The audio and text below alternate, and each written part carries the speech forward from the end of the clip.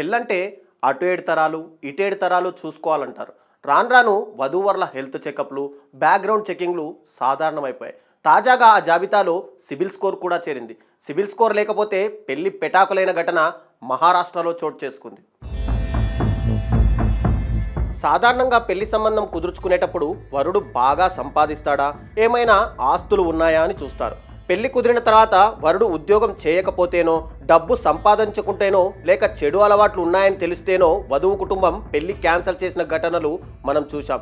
కానీ పెళ్లి ఫిక్స్ అయి ముహూర్తం దగ్గర పడుతున్న సమయంలో వరుడి సిబిల్ స్కోర్ తక్కువగా ఉందనే కారణంతో పెళ్లి రద్దు చేసుకున్నారు పెళ్లి కూతురి కుటుంబం. మహారాష్ట్రలోని ముర్తిజాపూర్ చెందిన ఒక యువతికి అదే ప్రాంతానికి చెందిన ఒక యువకుడితో ఇటీవల పెళ్లి కుదిరింది. ఈ నేపథ్యంలోనే పెళ్లికి సంబంధించిన అన్ని విషయాలు మాట్లాడుకుని తేదీ, ముహూర్తం ఖరారు చేసుకున్నారు. అయితే అప్పుడే అసలు ట్విస్ట్ చోటు చేసుకుంది. పెళ్లి గడియలు దగ్గర పడుతున్న వేళ వధువు మేనమామ వరుడి సిబిల్ స్కోర్ను చెక్ చేశాడు. అతను పలు బ్యాంకుల నుంచి రుణాలు తీసుకున్నట్టు గుర్తించారు. అంతేకాకుండా అతని సిబిల్ స్కోర్ తక్కువ ఉన్నట్టు తెలుసుకున్నారు. ఈ కారణంతోనే తమ బిడ్డను అతడికి ఇచ్చి పెళ్లి చేసేందుకు వధువు కుటుంబ సభ్యులు, బంధువులు నిరాకరించారు.